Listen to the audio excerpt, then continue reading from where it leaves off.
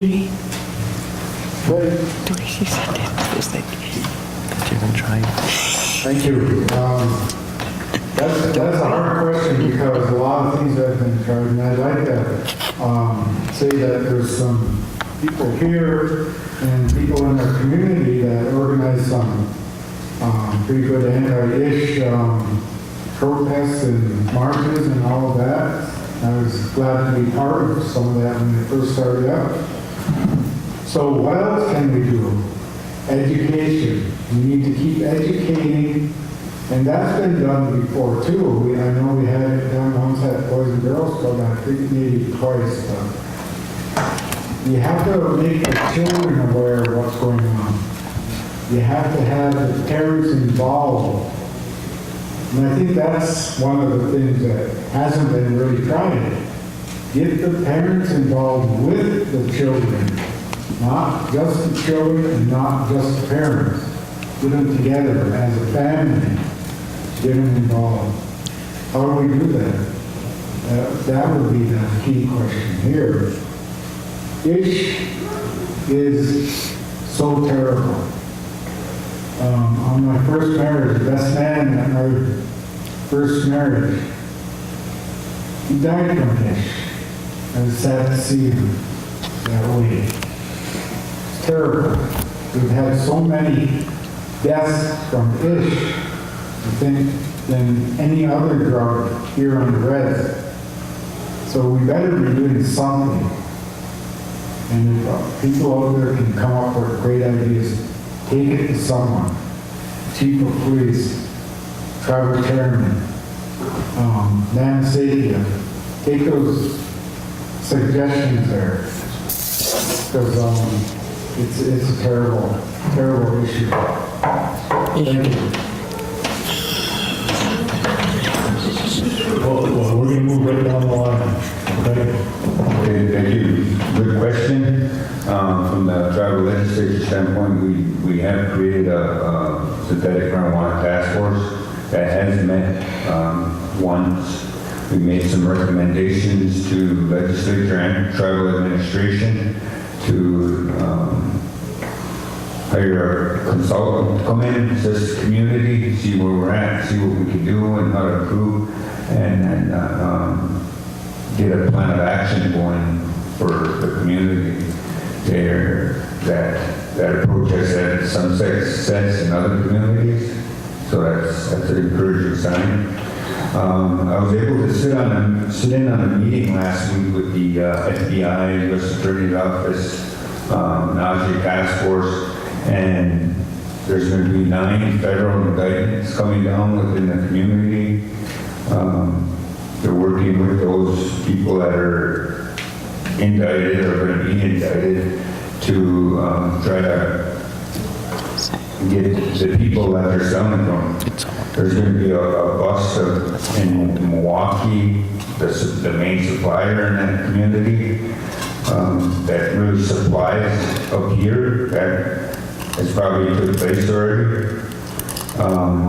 Which I thought was good was at the meeting, the FBI is utilizing a lot of confidential informants to get information, who's selling, where they're selling, when they're selling, what they're getting, when they're getting, what they're getting. So that's a approach I think that's working.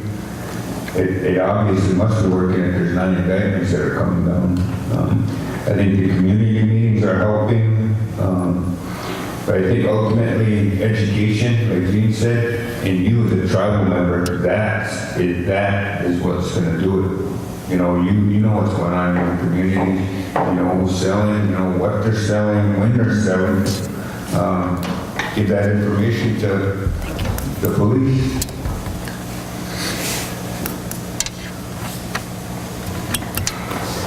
Family involvement is going to be key.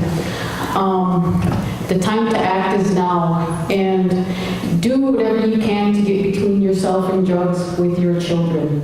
We are losing community members, we're losing family members, and we're losing people in the greater outskirts of our community population areas. Ish is a synthetic drug. When you go by and you see a family member or a community member that's taking a nap, they call that an ish nap. That person is basically comatose and they're on the verge of dying. Get between yourself and your family members. It's going to take community involvement. We need to get back to the basic values of what family means. We need to show one another that we are important. Our families are important.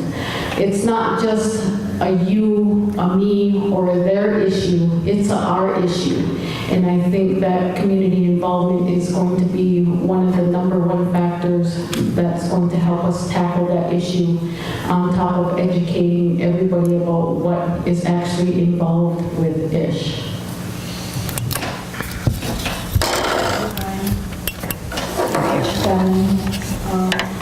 Mary, what are you going to do to help get rid of ISH that people haven't tried yet? Well, personally, I'm going to be trying to get some type of consequence, because information is out there. Everybody on the reservation knows who's selling it, they know who's got it, who's using it.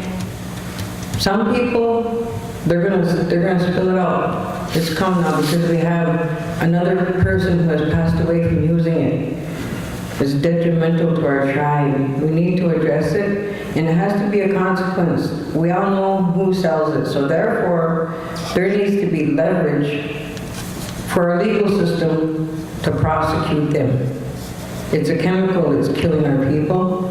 If there's no avenue to prosecute, there's no consequence to pay, I don't think the people that are using it need to be prosecuted. I feel that they need some type of help. People on the reservation here, they're checking, our loved ones, they're falling over, you see them laying here. We're not blind to who's using it, but we need to address it for a consequence. That's part of the sovereignty rights that we have here, to adapt our own laws, ordinances, hold them accountable. Because if there's no way to hold them accountable, there's not much leverage you can do. But it's something that I personally see on a daily basis, and it's heartbreaking to see their loved ones like they are. They say have parent involvement. Well, there's families that sit there and smoke with their kids. That's terrible. We need to do something to hold them accountable and prosecute whoever is doing this, because if we can get them and, stop selling, if there's nothing there, people can't use it. Thank you.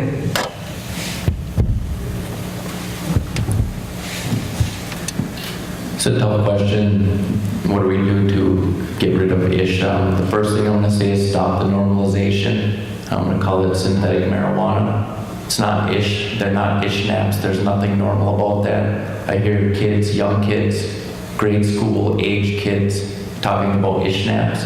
First thing we need to do is stop the normalization. Been in law enforcement and with the Menominee Tribal Police Department 18 years, 2 years now with the Menominee Tribal Jail. What I see is supply and demand, and there is a demand on the reservation, so we're never going to arrest our way out of this problem. If we arrest 9 people are going to take their place because that demand is still there. We need to start working, educating our kids at a very, very young age, and continue to teach and instill respect in them. I was given one rule as a child, and it was respect. If I respected myself, I respected others, and I respected everything we were given and left by our ancestors, we wouldn't have any problems. Well, by putting poison in our body, that's not respecting yourself. So we need to work hard on educating our children, and we need to make it a normal thing that we do every day. It needs to be taught. I've been involved in trainings, trained over 1,000 people in the effects of synthetic marijuana. The effects are negative all the way around it. The actual creator of the synthetic marijuana was trying to synthesize the good effects of cannabis, but it didn't work out. And what he basically said is, by smoking this, you're playing Russian roulette. So we need to continue our grassroots movements that are being done. If you see something, say something. If somebody asks for help, direct them to the place they need to go. I know the legislator made a motion probably last year to direct Menominee to have the ability to treat 250 people for synthetic marijuana issues. I don't know how that's going, but that was a great movement. But we need to band together as a people and help the individuals in need. Thank you.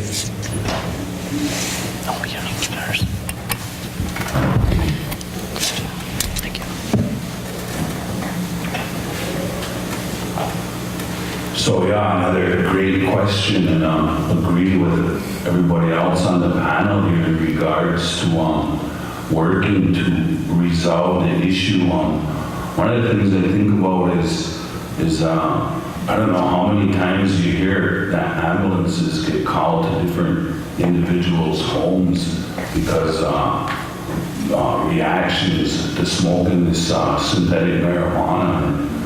And what I think at that point in time is as a lawmaking body, we could make it mandatory that they could put into treatment.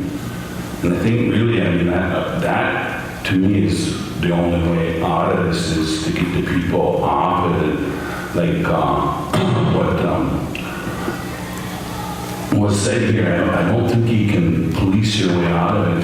I mean, I don't think you can arrest everybody who is impacted and affected by this. So I think some kind of mandatory treatment type, I don't know, law or whatever, and then trying to figure out a way to get that family support, because that's the way I understand it, that the family is really important in regards to trying to get these individuals who are, I'll have to say, addicted to this use of this synthetic drug. So that's about the only thing I can think of different than what's been going on already.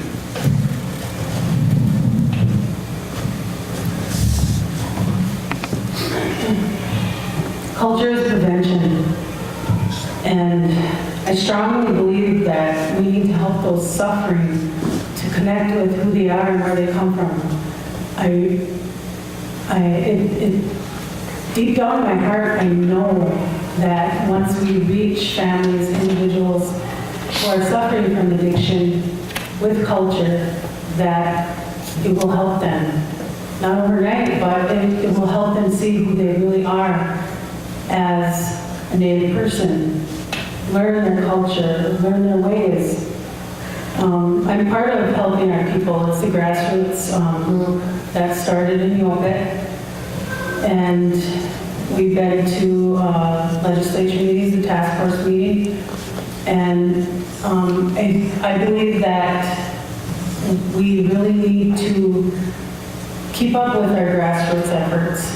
I mean, that's what's going to help community, our grassroots groups, because we're coming together as a community and we are trying to solve problems. I know there were a few people that, out of the group that helped people that were addicted to synthetic marijuana. And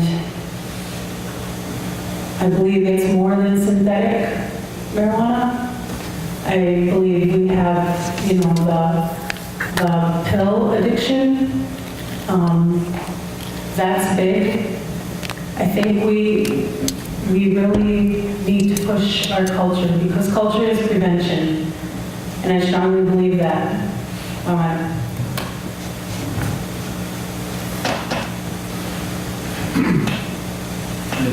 Question from the audience. How are changes going to be made about the fact that we are one of the poorest tribes around? And we'll start off, Rachel. Can you repeat that again? How are changes going to be made about the fact that we are one of the poorest tribes around?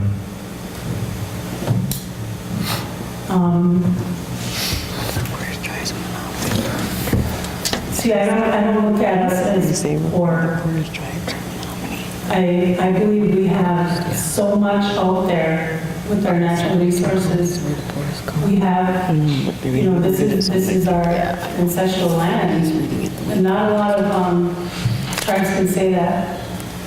And it really hurts my heart when I hear that, we're poor. We may be poor with money, but we are not poor as a tribe. We have so much to be proud of, so much with our culture, our natural resources, our people, our elders, our children, our women. Women are sacred. They're life givers. We are very, very rich.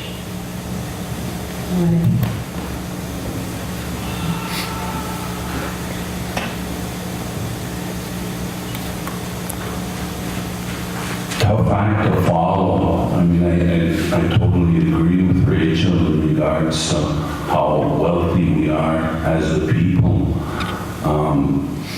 I like the idea that we hold people accountable, though. I mean, we do have businesses that we run, and so we should expect certain things from those businesses, and if they're not being delivered, then those people need to be held accountable.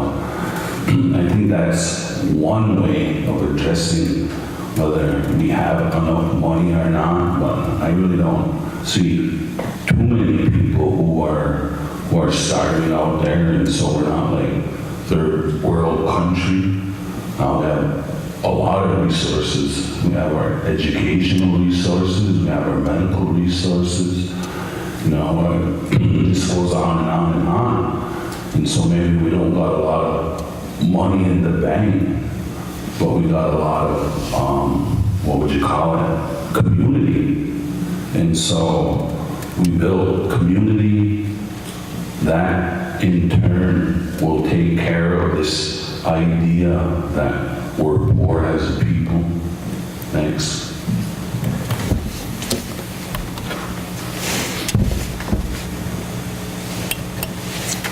Thank you. I do love Rachel's answer, but I'm going to answer it along the lines of economic development. I think our tribe needs to look at economic development. We have a casino down the road, and it's only gambling. I think we have an option to make that a more family-oriented business to attract families in.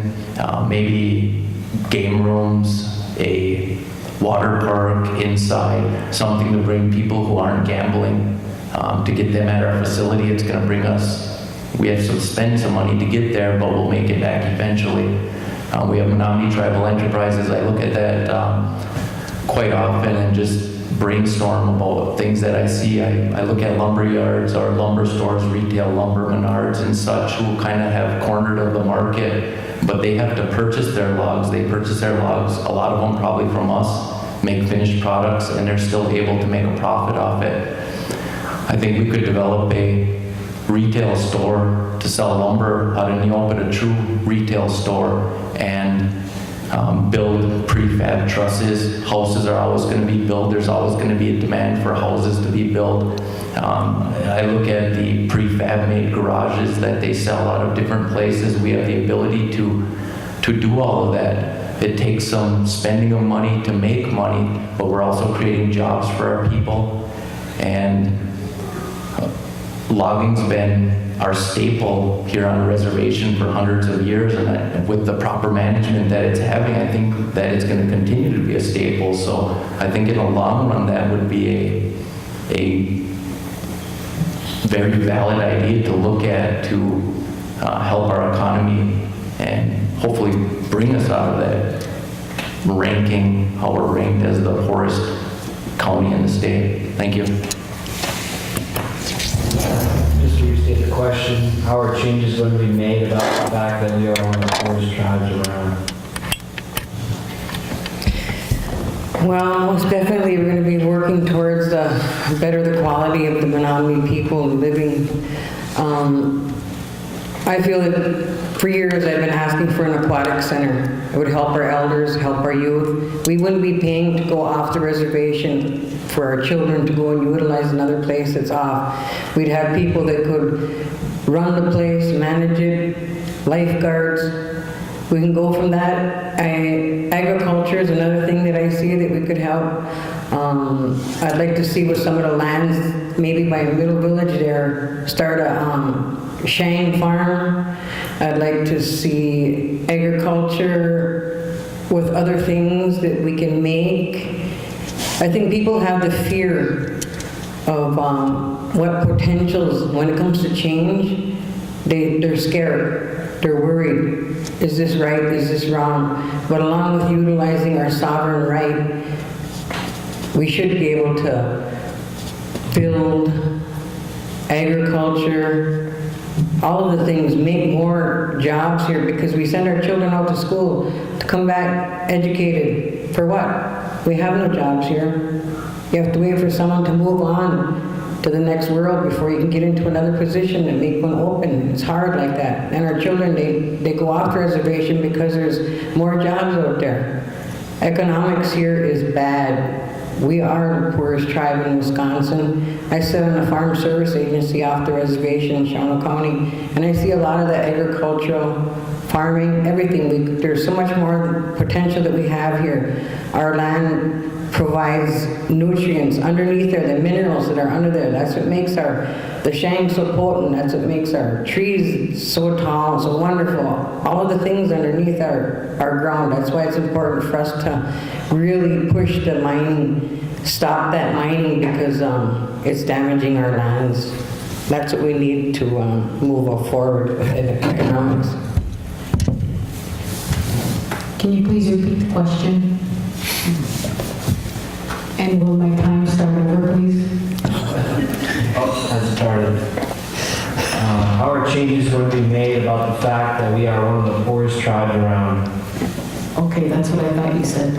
I think about two things. I think about the economic development as well as the sustainable development. Yeah, we're actually the poorest county out of 72 counties here in the state of Wisconsin.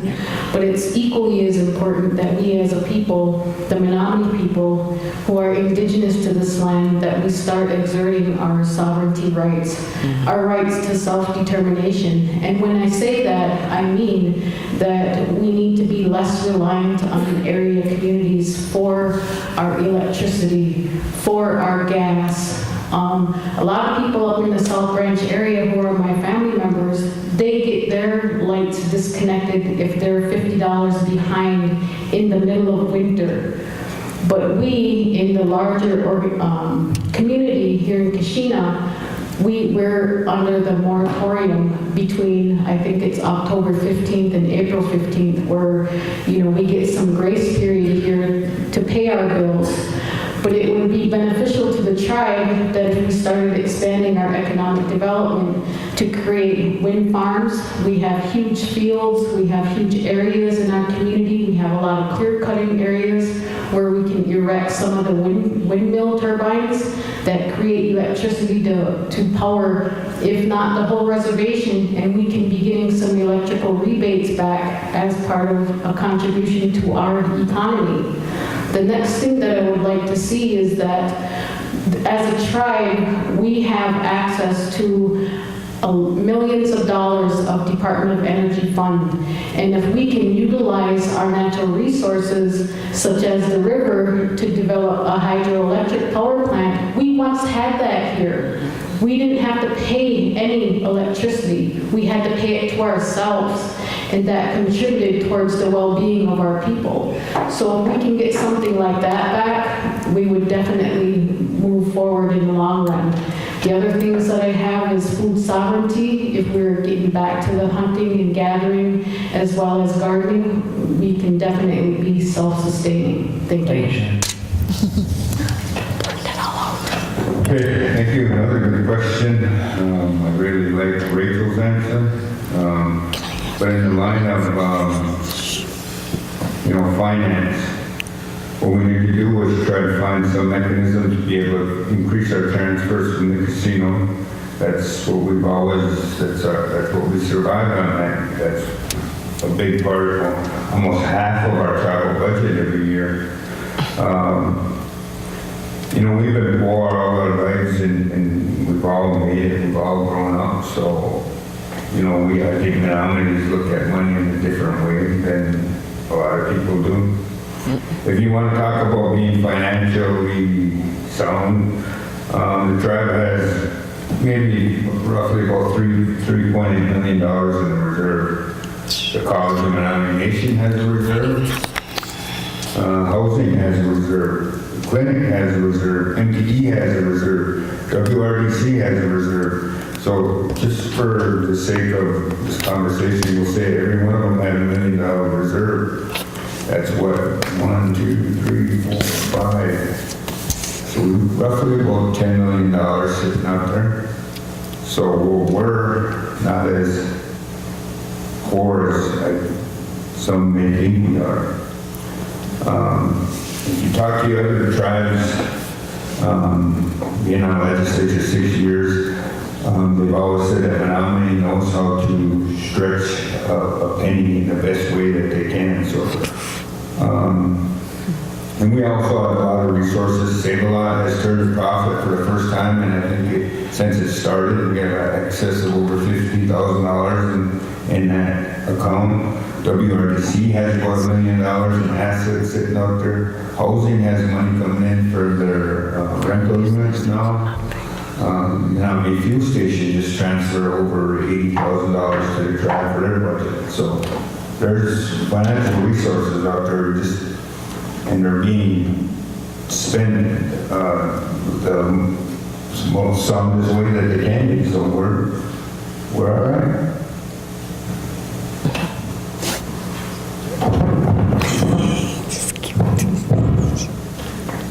Get some good answers. Yeah, we're, in a way, we're the poorest economic tribe, one of the lower 72 counties. But resource-wise, all of what we have out there. It was said that if we clear cut our forests, we'd have a couple, maybe $1.5 billion worth of